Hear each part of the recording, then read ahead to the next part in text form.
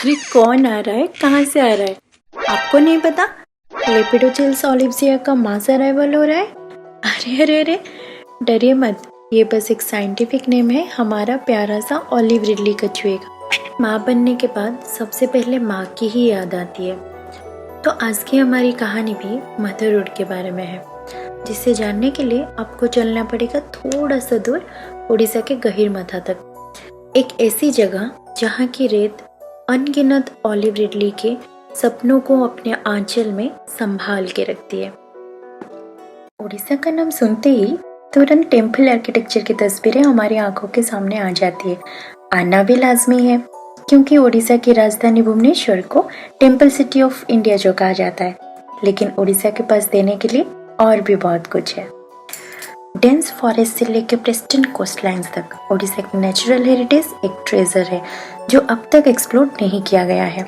चलिए एक्सप्लोर करते हैं और Gahirmatha marine wild life century की दुनिया में कदम रखते हैं, जहां प्राकृतिक जादू का खुलासा होता है।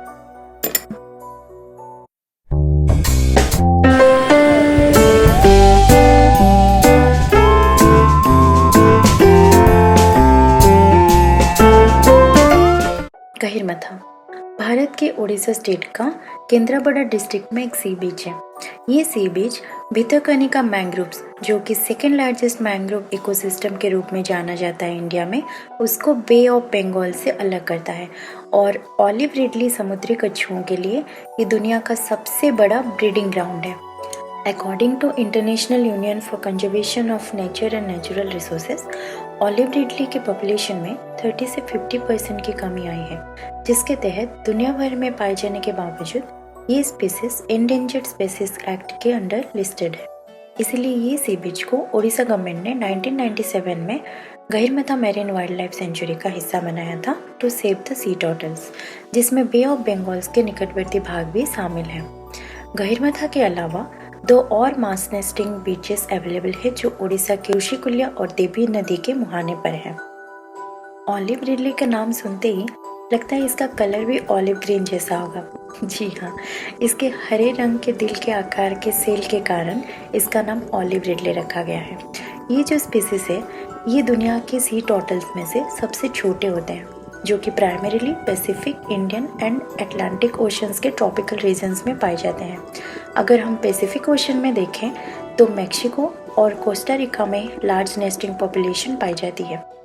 इंडियन ओशन की बात करें तो भारत के ओडिशा में 3 अरिबाड़ा समुद्र तट पाए जाते हैं, जो कि गहीरमथा, देवी नदी और ऋषिकुल्या है।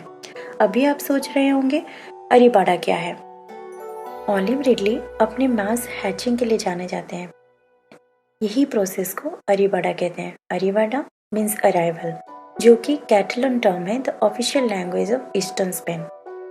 अभी हाल ही में भारत के अंडमान आइलैंड में न्यू मास नेस्टिंग साइट की खोज की गई है, जिसमें एक मौसम में 5000 से अधिक नेस्टिंग की सूचना मिली थी, जबकि गहीरमथा में प्रतिवर्ष अनुमानित 100,000 नेस्टिंग होते हैं। इससे पता चलता है कि उड़ीसा को ऑलिव रिडली कछुओं के बड़े पैमाने पर मास हैचिंग सेंटर क्यों कहा जाता है। ऑलिव रिडली जो सी टर्टल्स हैं, वो दूर, कहीं दूर पैसिफिक ओशन से सफ़र तय करते हैं गहीरमथा तक।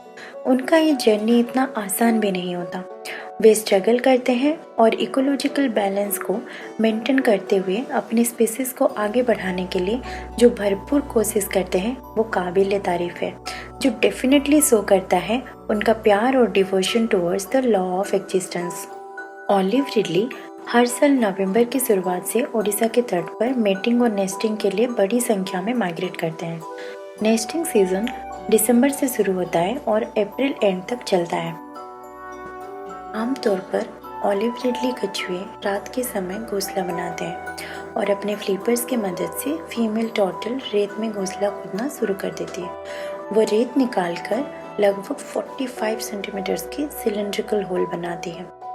एक टर्टल एक बार में लगभग 100 से 150 अंडे देते हैं।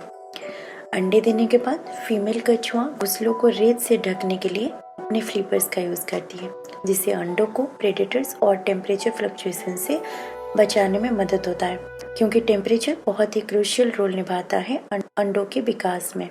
रेत के तापमान के आधार पर उन्हें विकसित होने में लगभग 50 डेज लगते हैं। एंड द आयरनी इज, ये पूरा प्रोसेस में पेरेंटल केयर नहीं होता है। मतलब अंडा देने के बाद मदर टर्टल्स अपने अंडे को रेत में ढककर फिर से समंदर की ओर चले जाते हैं। बच्चों का लिंग भी रेत के तापमान से ही निर्धारित होता है। अगर टेम्परेचर ज़्यादा है देन फीमेल टर्टल और लो टेम्परेचर में मेल टर्टल पैदा होते हैं। एक बार तैयार होने के बाद बच्चे समंदर की ओर अपनी यात्रा शुरू करते हैं।